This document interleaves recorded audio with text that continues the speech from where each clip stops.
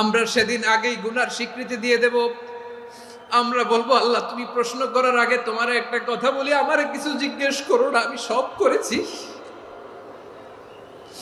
এমন কোন পাপ নাই যে পাপ আমারে দিয়ে হয় নাই। তোমার রহমত দিয়ে তুমি জান্নাতে পাঠাবা, তোমার দয়ায় জান্নাতে যেতে চাই, আমল দিয়ে না। পারবেন বলতে? কিয়ামতের দিন আমরা বলবো, আল্লাহ আমার আমল দিয়ে জান্নাত চাই না, আমি তোমার দয়া দিয়ে জান্নাত চাই।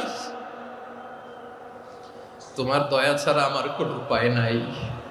লিল্লাহি তাকবীর। নারায়ে তাকবীর, নারায়ে তাকবীর। মিজানুর রহমান আজারি সাহেবের আগমন পটুয়াখালীর পক্ষ থেকে। প্রিয় পটুয়াখালীবাসী, আপনারা কেমন আছেন সবাই?